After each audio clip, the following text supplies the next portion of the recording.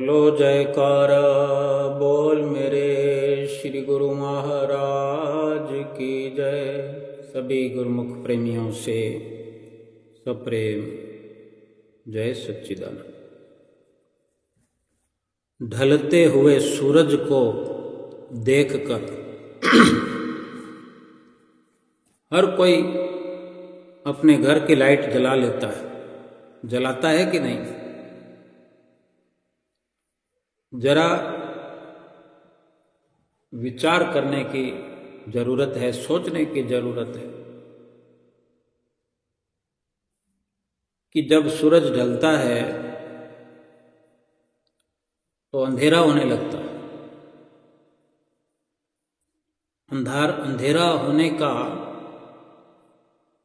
जो सूरज छिप जाने की वजह से जो अंधेरा होता है उसका विकल्प है कि हर कोई अपने अपने घर में लाइट जलाता है उस कमी को पूरा करने के लिए। भाव समझने का यही है कि बिना लाइट के कोई रहना नहीं चाहता, रह सकता भी नहीं, आदी हो गया है। यूं तो जब से दुनिया बनी है उस समय से सूर्य की रोशनी का ही सहारा हुआ करता था, आज भी है। लेकिन सूर्य के निकलने से पहले, सूर्य के छिप जाने के बाद जो रोशनी इंसान की बनाई गई है, ये खोज इंसान की गई है। इंसान आदी हो गया है, रोशनी के बिना कोई काम नहीं होता, लाइट के बिना कोई काम नहीं होता।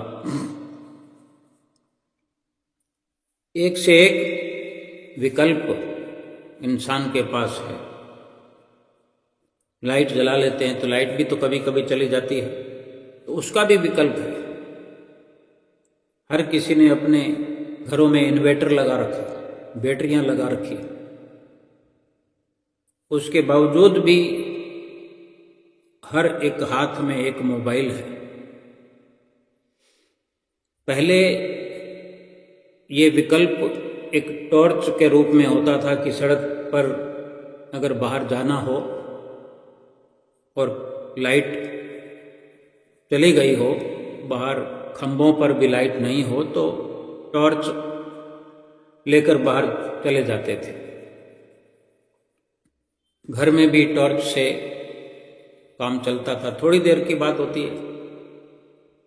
लेकिन विकल्प तो है, मोमबत्ती जला लेना, दिया जला लेना, लालटेन जला लेना। अब हम विचार करें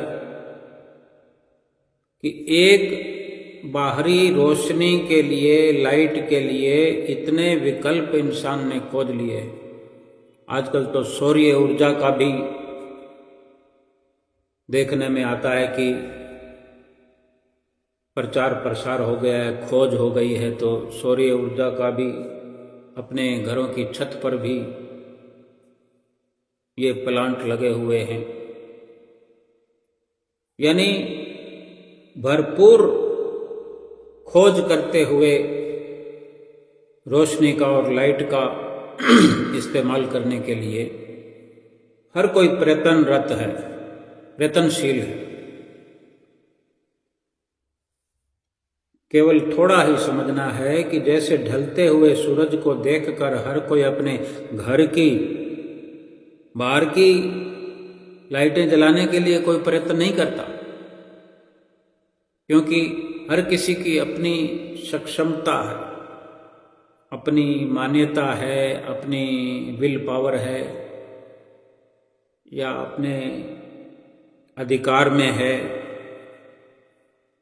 अपने घर की ही हर कोई लाइट जलाता है। सड़क पर कोई कितनी लाइट जलाएगा, कहाँ तक लाइट को फैलाएगा? अपने अपने घर के अंदर। और बाहर की व्यवस्था सरकार करती है। सरकार की व्यवस्था बाहर की है और घर के अंदर जो लाइट जलती है वो व्यवस्था सरकार की होकर भी खर्च इंसान को उठाना होता है। सो रोशनी से मतलब है कि हर कोई अपने घर के अंदर रोशनी चाहता है और रोशनी जला लेता है। दिन में तो जैसे तैसे काम चल जाता है, और जहाँ नहीं चलता, जिस घर में, जिस मकान में, बंगले में, वहाँ दिन में भी लाइटें जलती है। लेकिन समझना इतना ही है कि सूरज ढलने पर अपने भीतर घर के जो लाइट जला लेते हैं, तो महापुरुष ये समझाना चाहते हैं कि इंसान को ढलती हुई अपनी उम्र देखकर भी क्या भजन सुमरन की लाइट अपने अंदर जलाने की जरूरत नहीं है?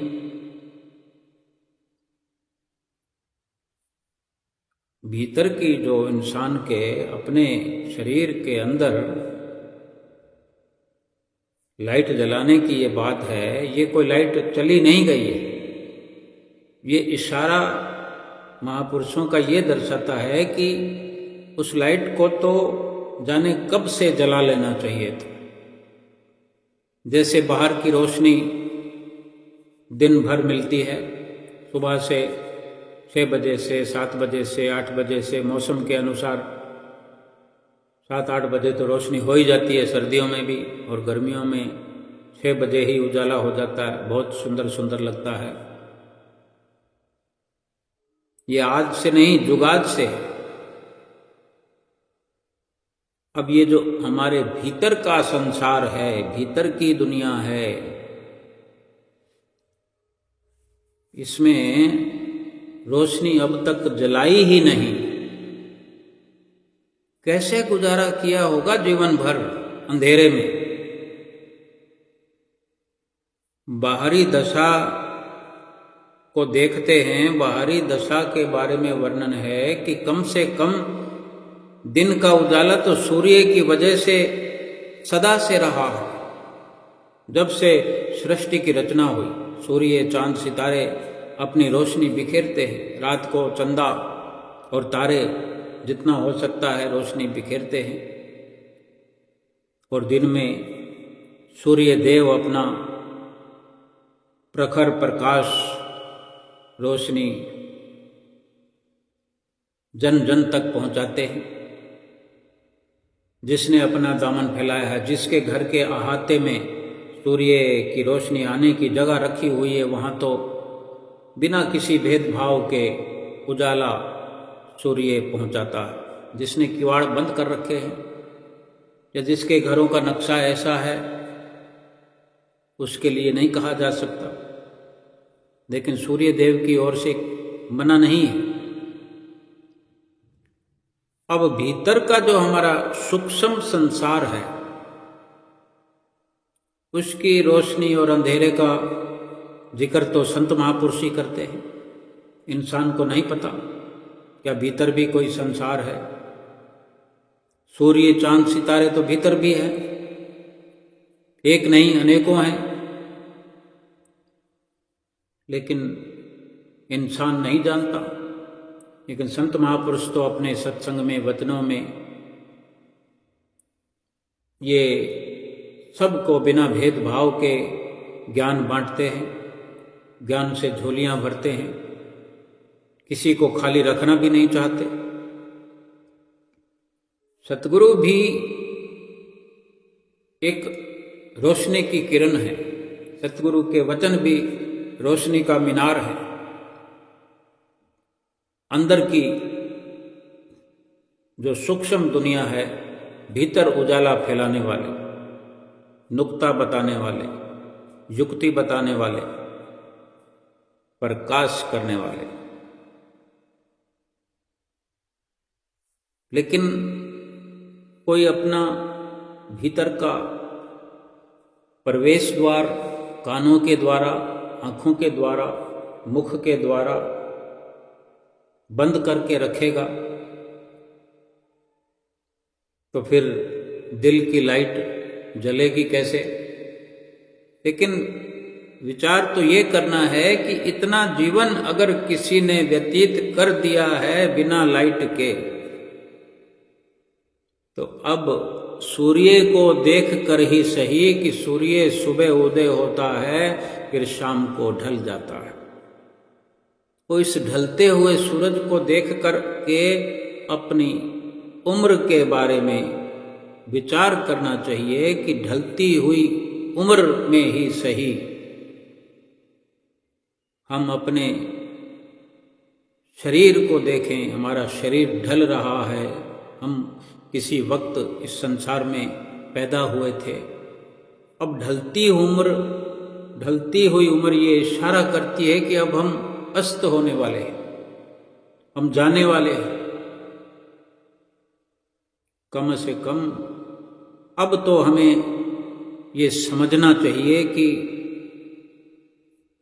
अंदर की लाइट इस अंतिम पड़ाव में तो कम से कम जलाने का यत्न करें, प्रयत्न करें। सतगुरु से जो सच्चा ज्ञान हासिल होता है, सतगुरु के वचन, महापुरुषों के वचन तो ग्रंथ भरे पड़े हैं, तो ग्रंथों में कोई लाइट थोड़ी जलती है। जो कहा जाता है कि सतगुरु के वचन जो हैं रोशनी का मीनार है, लाइट है, भीतर प्रकाश कर देते हैं, उजाला कर देते हैं। वो शब्द कोई दीवार में लगाने वाले तो नहीं है कि दीवार पर लिख दिया जाए, दीवार पर कोई तख्ती पर लिख कर लटका दिया जाए तो कमरे में जैसे रोशनी जल जाती है। ये भीतर के लिए, और भीतर के लिए ये वचन सुनकर कानों से अपने भीतर दिल में, हृदय में, इन वचनों को हृदयंगम जो करता है, हृदय में जो धारण करता है, इन वचनों को हृदय में अमल करता है, यानी भजन सुमरन करके अपने अंदर की लाइट जलाने की कोशिश करने की जरूरत है। जिसने भी संतों महापुरुषों के वचनों को अमल में लाते हुए भजन सुमरन करके अपने अंदर की लाइट जलाई है, जलाए हुए है, रोशनी कर रहा है, रोशनी में भीतर रूहानी सफर कर रही है, तो वो रूह जो है कभी भटका नहीं खा सकती, भटक नहीं सकती, पथ भ्रष्ट नहीं हो सकती। और महापुरुष इसलिए चिताते हैं, सचेत करते हैं, हर वक्त यही कहते हैं कि अब कर लो, अब तो लाइट जला लो, अब तो लाइट जला लो, अब तो भजन सुमरन कर लो, अब तो सेवा कर लो, अब तो 5 नियम निभा लो, अब तो प्रभु से प्रीत कर लो। भाई संसार का सब कुछ देख लिया, अब तो इसलिए करते हैं कि हम गलतान हैं, इस दुनिया में रचे पचे पड़े संसार की धुन सवार है, मोह लोभ का कुटुंब परिवार है। संसार की महिमा अपरंपार है, हम यही लिख पढ़ रहे हैं, यही ज्ञान हमने हासिल किया है। लेकिन महापुरुषों को हर वक्त यही दुख होता है कि हम रोशनी के होते हुए भी, सूर्य की रोशनी के होते हुए भी, घरों में जलती हुई एक से एक बढ़कर रोशनी के अंदर भी अंधेरों वाला सफर कर रहे हैं, या यूं कहें कि अंधेरा ढो रहे हैं, अंधेरा ढोते चले जा रहे हैं। इतनी रोशनी होते हुए भी अंधेरा मिट नहीं रहा। तभी तो संसार की महिमा का गायन रात और दिन कर रहे हैं। रोशनी हो तो पता चले कि महिमा किसकी गानी है, महिमा किसकी करनी है, महिमा किसकी अपरंपार है। प्रभु की महिमा अपरंपार है, भगवान की महिमा अपरंपार है। भक्ति का सारा बोलबाला है भगवान के दरबार में। लेकिन अंधेरे के कारण, अंधेरे में सफर करने के कारण जीव, ये इंसान हम नहीं समझ पाते। हमें ये संसार का लोक लुभावन खेल सच्चा लगता है, हर रिश्ता अपना सा लगता है, मतलब परस्ती भरी पड़ी है दिल दिमाग में। यही जीवन हम अपने लिए ठीक समझ करके, लाभकारी समझ करके उस असल वस्तु को, असल रोशनी को छोड़े बैठे और फिर अंधेरा ढोते ढोते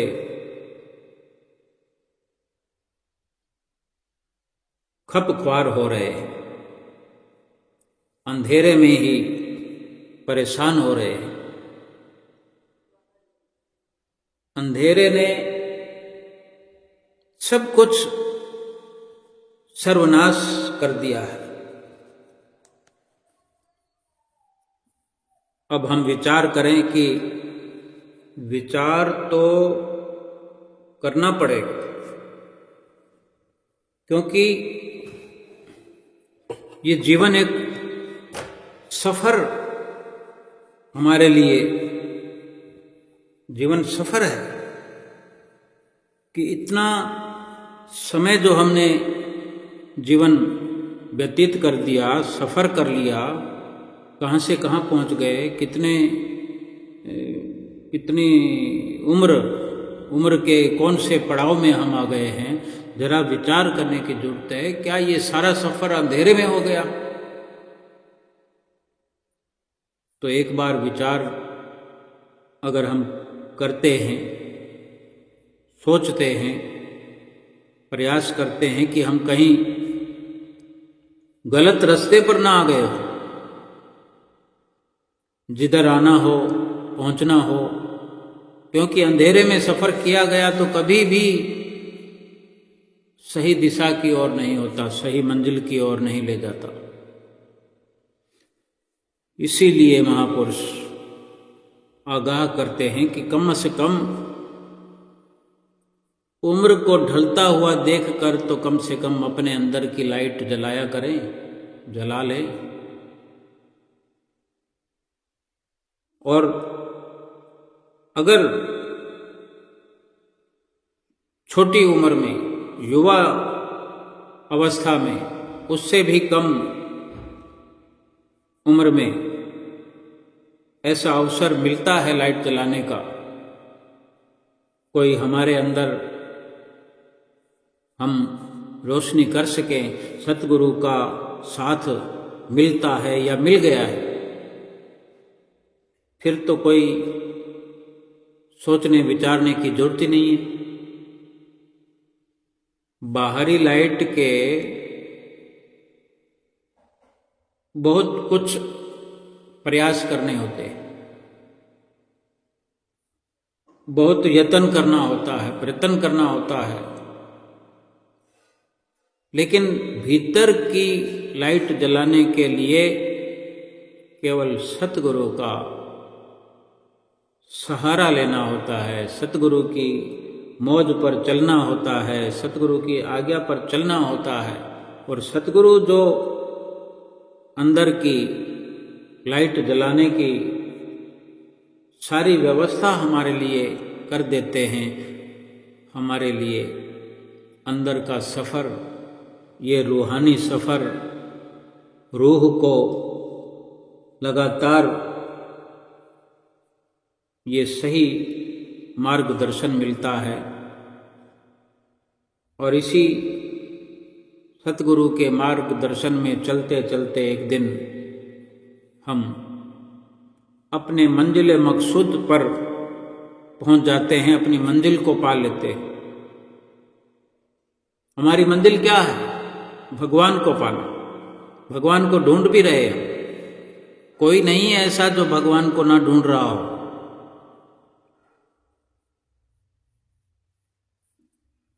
लेकिन जो भगवान को ढूंढने जाता है वो भगवान को यूं ही नहीं ढूंढ सकता, नहीं प्राप्त करता, ढूंढता ही रहता है, ढूंढता ही रह जाता है।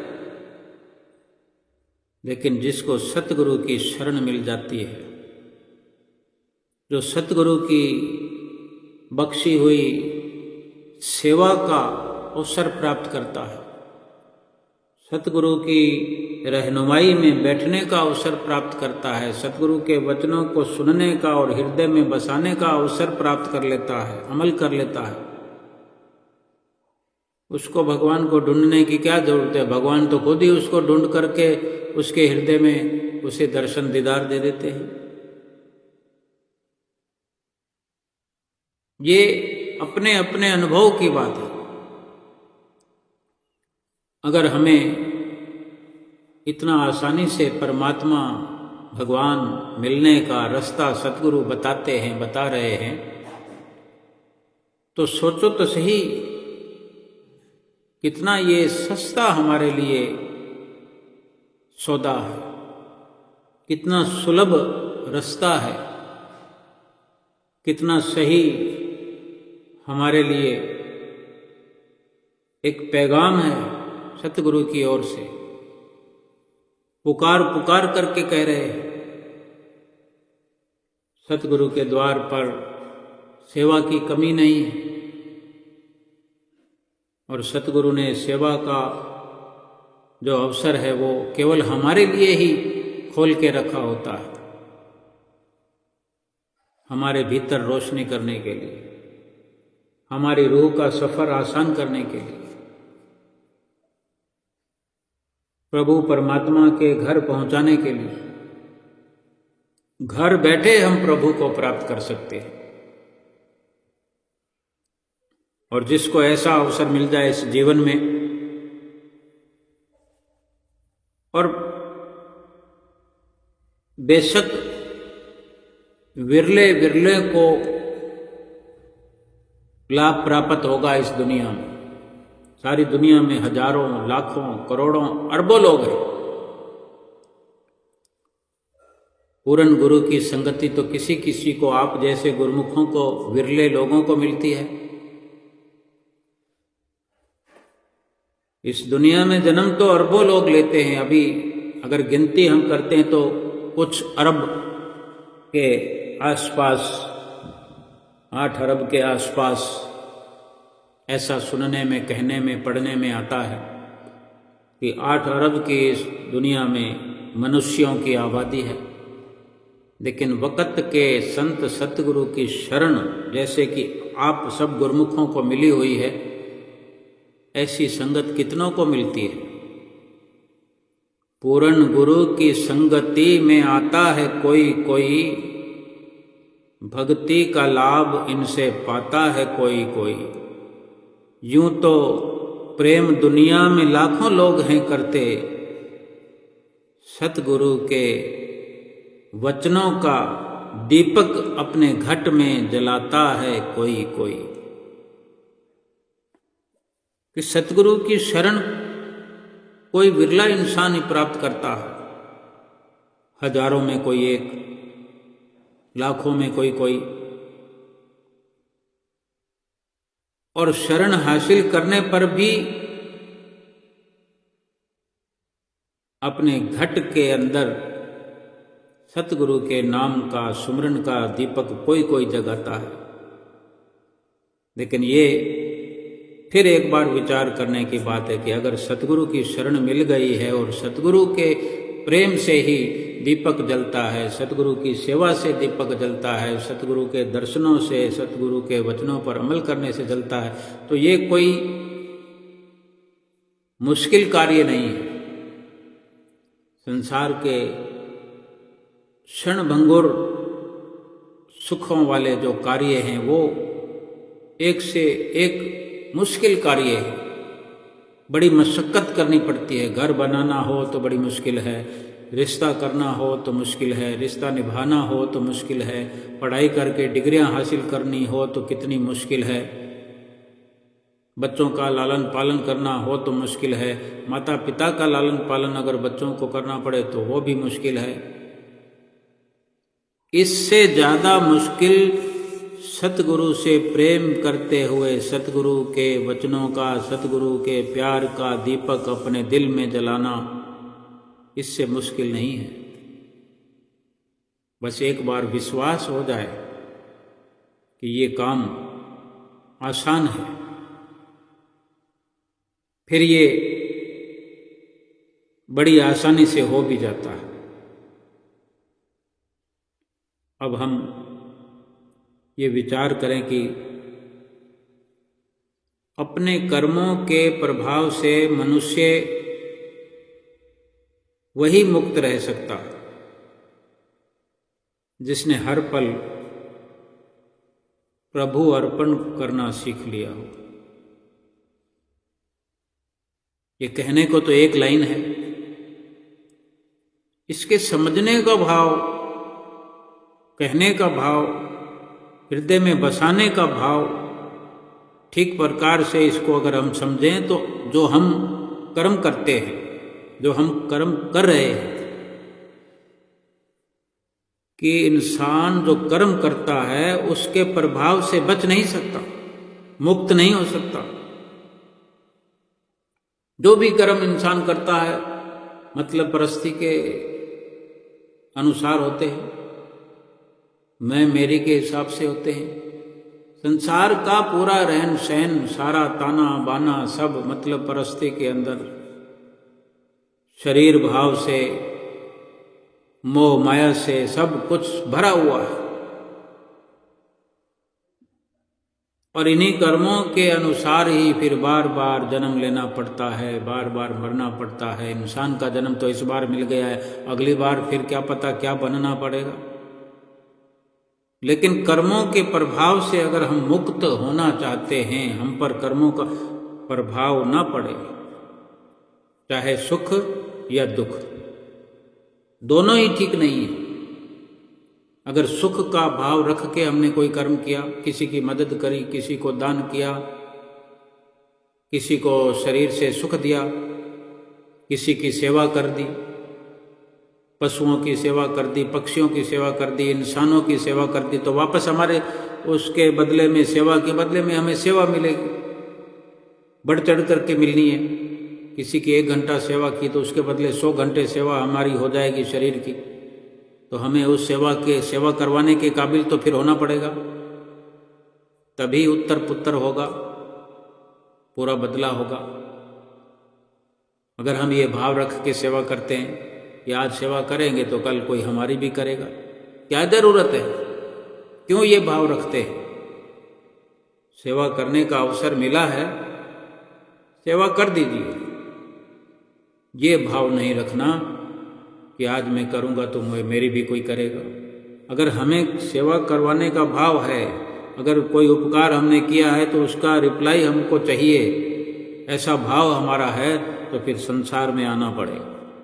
हम किसी बीमार की सेवा कर रहे हैं तो हमें भी सेवा की जरूरत तो तब होगी जब हम बीमार पड़ेंगे। तो क्या जरूरी है कि ये भाव रखकर हम किसी बीमार की सेवा करें, फिर हमें भी बीमार होना पड़े ताकि कोई हमारी सेवा करे? अगर अवसर मिल गया तो कहीं भी सेवा करते चले जाएं, लेकिन इन सब से बढ़कर यह है कि जो अपना हर पल प्रभु को अर्पण करता है, जिसने अपना हर पल प्रभु को अर्पण करना सीख लिया है, हर काम प्रभु के निमित्त करता है, यानी प्रभु परायण हो करके इस दुनिया में जो सफर करता है, जो जीवन व्यतीत करता है, जो हर पल प्रभु का नाम जपता है, सुमरन करता है, वो अपने किसी भी कर्म के प्रभाव के बंधन में नहीं आ सकता। ना बंधन में आएगा, ना कर्मों में लिप्त होगा। जैसे कहते हैं नेकी कर कुएं में डाल, नेकी कर दरिया में डाल। अभी संसार की स्थिति के बारे में थोड़ा और समझते हैं। किसी की बेटी की शादी हो,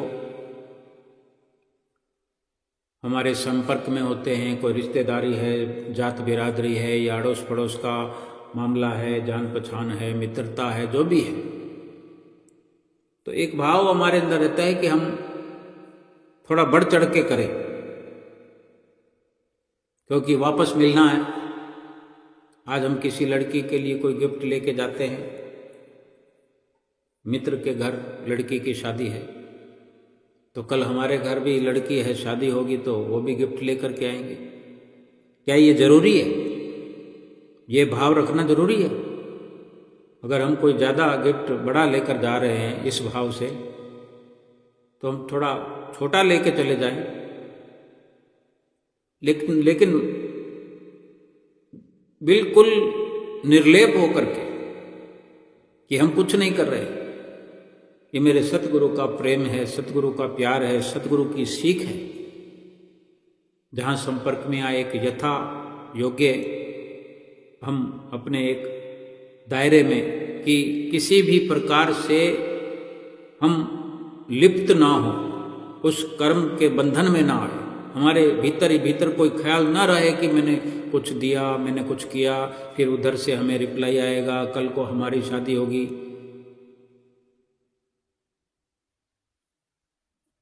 हम जानते ही होंगे, एक वक्त हमारे जीवन में दोस्त बन जाते हैं, मित्र बन जाते हैं,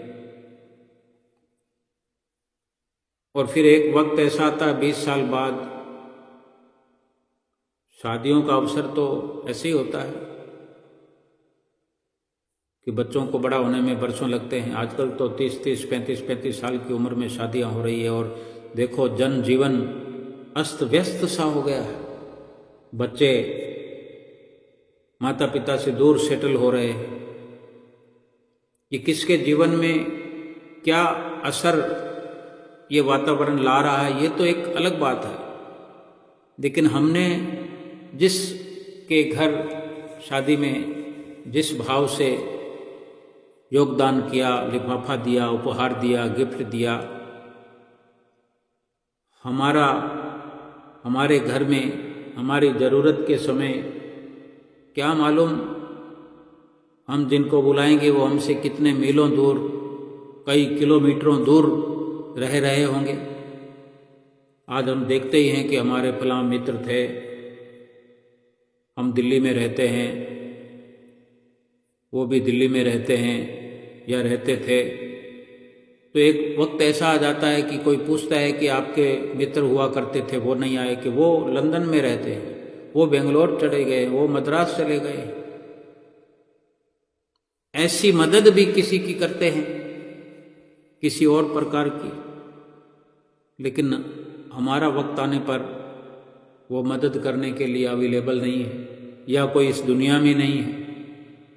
तो हमारे अंदर ये विचार चलता है कि हमने तो उसका भला किया, हमने उसकी मदद की, आज हमारी मदद करने वाला कोई नहीं है। हमने मदद उसकी की, ये तो हमारी सोच है, हमारा विचार है। क्या पता हमने पिछले जन्मों का कर्ज उतारा हो, फिर और आगे उसको अपने अंदर ये संकल्प क्यों बनाया। वहीं हिसाब चुकता कर देना चाहिए। मैंने किया, ये भाव आना ही नहीं चाहिए। नेकी कर दरिया में डाल, उतना ही करो।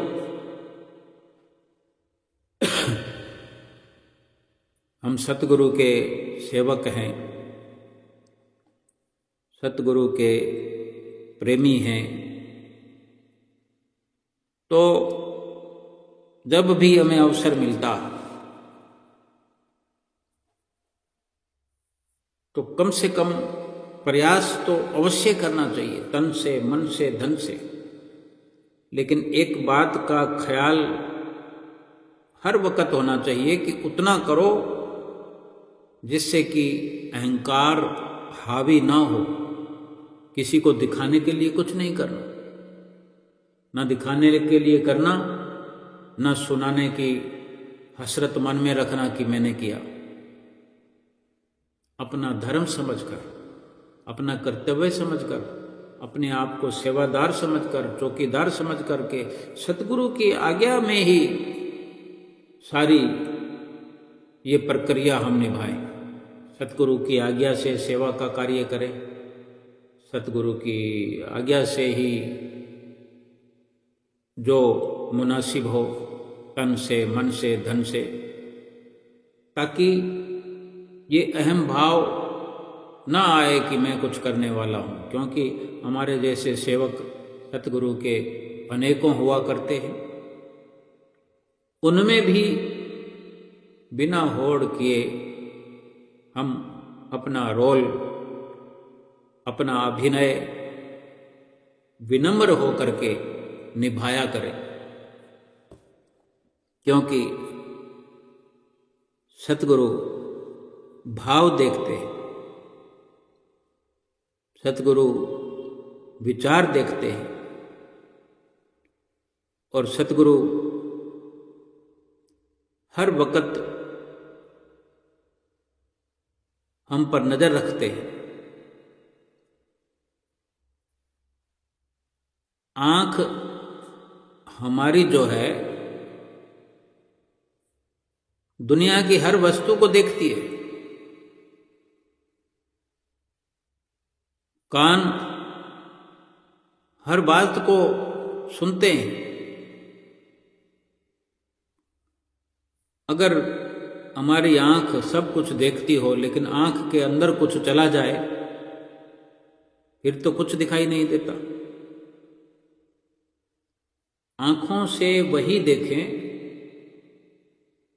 जो मुनासिब हो, जो हमारा भला करने वाला दृश्य हो, जो हमारा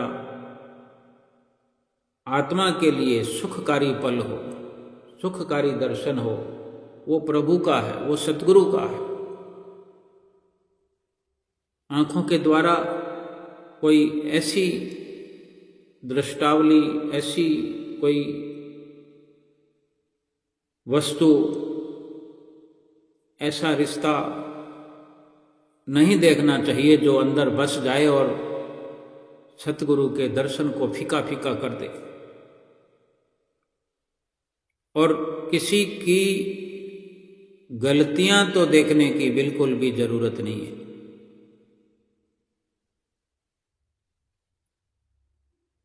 हम दूसरों की गलती देख लेते हैं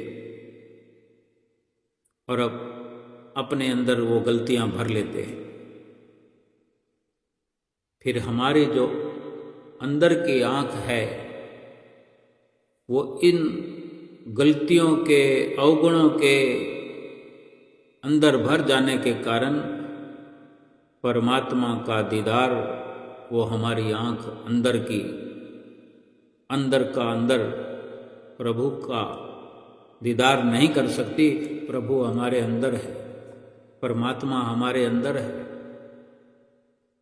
हमें अपने खुद का भी इल्म नहीं है, खुद का हमने दीदार नहीं किया। खुद का भी दीदार करने की जरूरत है। आत्मा कोई छोटी मोटी बात नहीं है, लेकिन हम कभी विचार ही नहीं करते।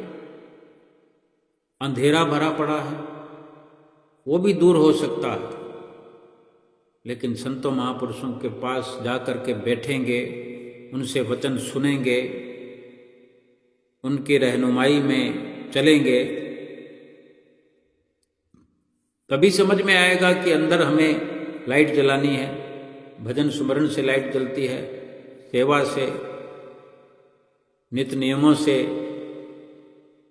ये लाइट की रोशनी बढ़ती है और फिर अंदर की आंख से सब कुछ साफ साफ दिखाई देता है।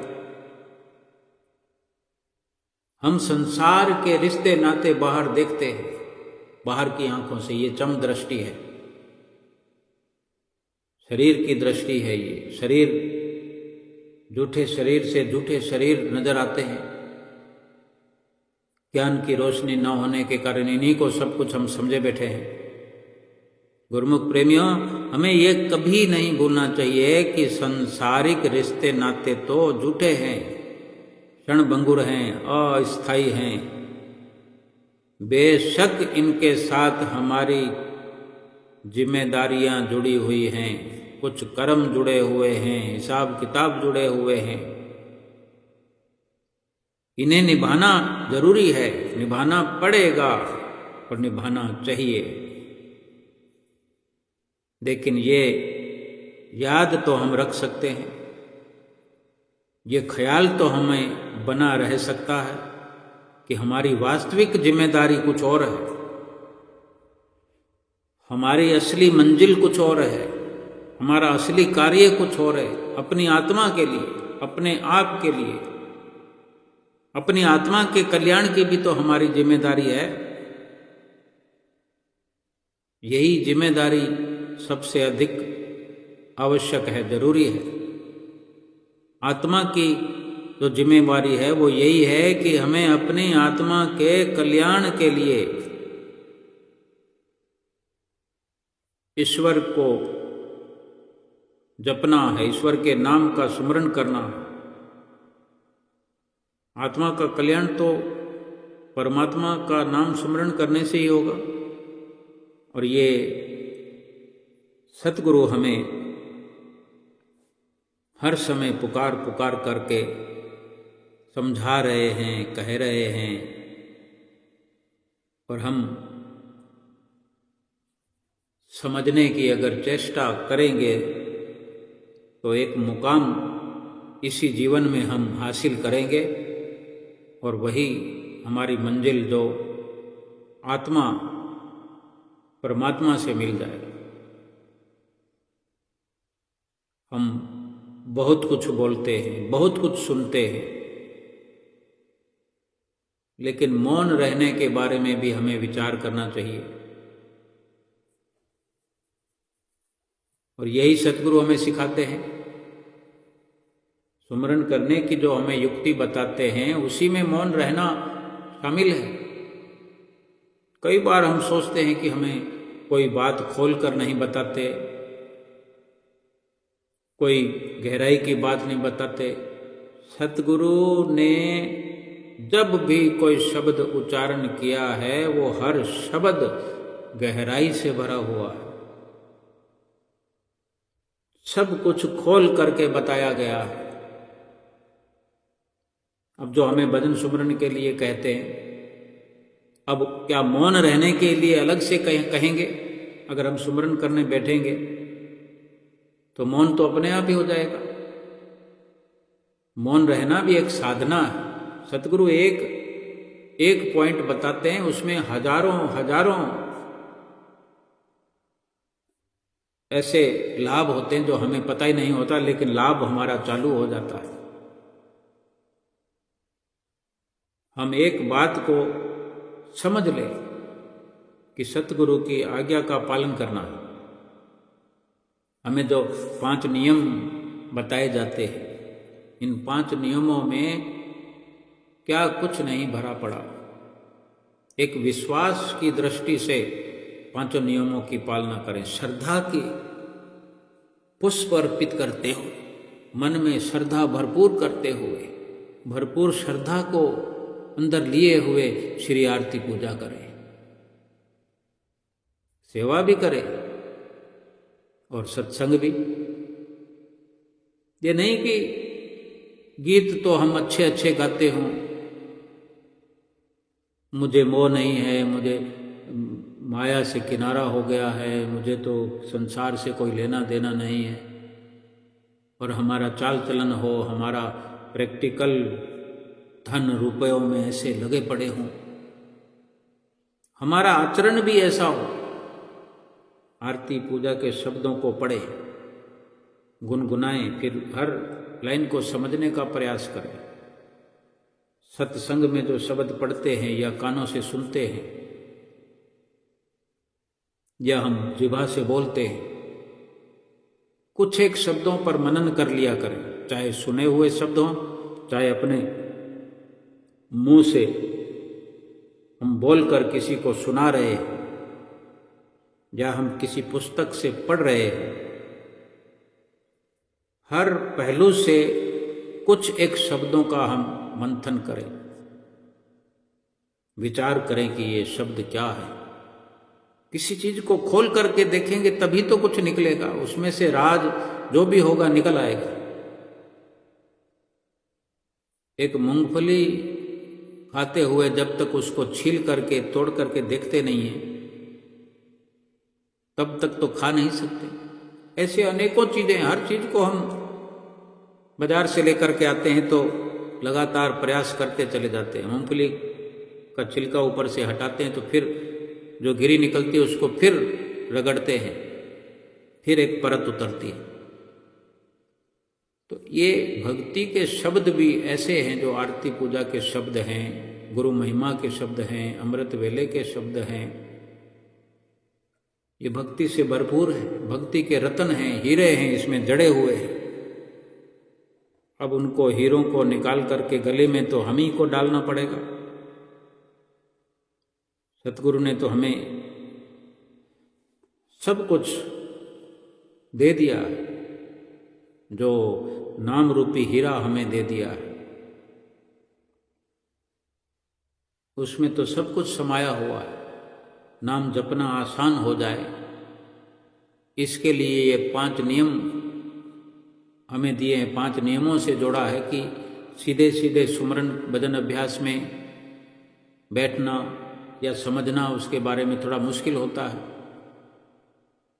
इसलिए आरती पूजा का ये रखा है कि कुछ उच्चारण करें, उसको याद करें।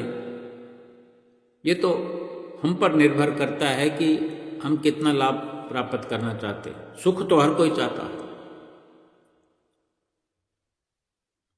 लेकिन सुख पाता तो कोई विरला ही है।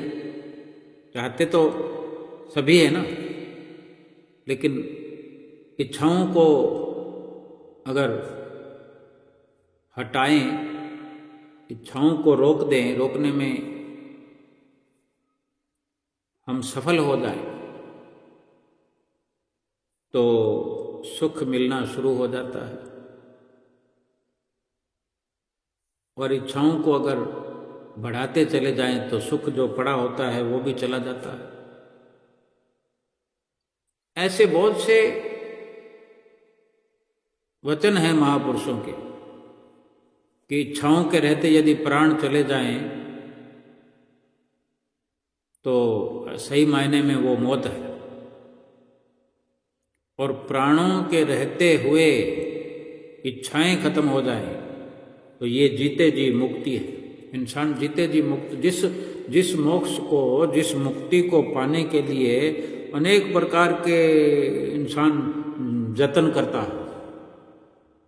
ये जितने आडंबर इंसान सजाता है, मंदिर में, गुरुद्वारे में, कुटिया में, जागरण में, कथा में, कीर्तन में, एक से बढ़कर तीर्थ स्नान करता है, ये सारे के सारे जतन तो सुखी होने के लिए है,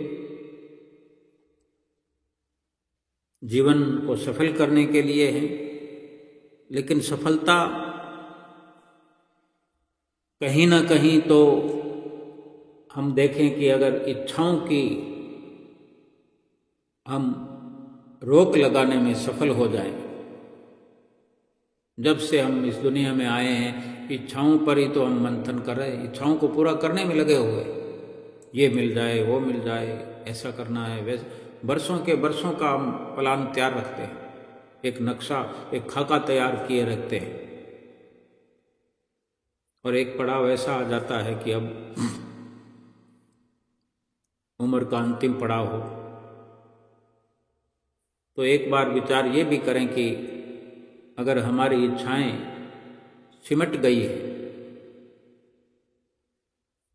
अंतिम पड़ाव में पहुंचने से पहले, और अंतिम पड़ाव की भी कोई उम्र नहीं है, ये तो कह दिया जाता है कि भाई 60-70 साल की उम्र होगी तो अंतिम पड़ाव हो गया, तो 60-70 साल की हर किसी की उम्र होगी ये भी कोई जरूरी नहीं है।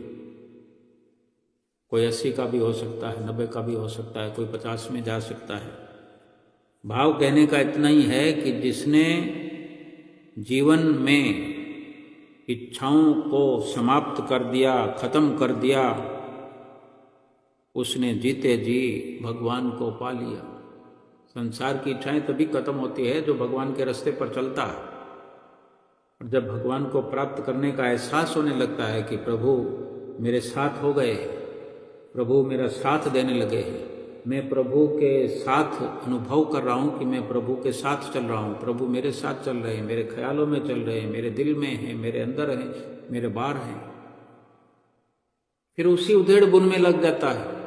फिर इच्छाओं का भान रहता ही नहीं है, इच्छाओं का ज्ञान, इच्छाओं का ख्याल रहता ही नहीं। ना कुछ खाने में, ठीक है जो मिल जाता है खा लिया, जो मिल गया पहन लिया, जो एक व्यवस्था बनी हुई है, इतना तो इंसान के साथ है कि अपने दायरे में जो कुछ है अच्छा खाओ, अच्छा पहनो, कोई मना नहीं है। ये सारी वनस्पतियाँ इस संसार के सारे संसाधन हमारे लिए बने हुए हैं, लेकिन हम किस लिए बने हुए हैं ये समझने की जरूरत है कि ये सारे साधन प्रभु ने हमारे लिए बनाए। इन सारे साधनों को अपनाते हुए अपने इच्छाओं को पूरा करने में ना लगें। जो जिस रचना में जो हिस्सा हमें मिल रहा है बड़ी आसानी से, कपड़े पहनना है, साफ सुथरे कपड़े पहनना है, नया मिल रहा है, प्रयास हो रहा है, तो हम समझ जाएं कि कुदरत व्यवस्था कर रही है। भागते फिरें, व्यवस्था नहीं है तो ऐसा मिल जाए, वैसा मिल जाए, ऐसा सूट होता, ऐसा मेरा कपड़ा होता, ऐसा कलर होता, ये ठीक नहीं है। ये इच्छाएं हैं और आराम से मिला हुआ है, सहजता से मिला हुआ है। बेशक सत्संग में जाने के लिए भी अच्छे से अच्छा कपड़ा हो, लेकिन उसमें सुरती ना हो। इतना ही भाव समझ लें कि सत्संग और भक्ति, भजन, सुमरन ये जीवन का हमारा पहला और आखिरी एक नियंत्रण हो, और ये जरूरत हो कि हमारा लक्ष्य जो है इस जीवन का भजन भक्ति करते हुए आत्मा को परमात्मा के साथ मिलाना है, और इसी जीवन में मोक्ष को प्राप्त करके प्रभु के धाम में जाना है। बोलो जयकारा बोल मेरे श्री गुरु महाराज की जय।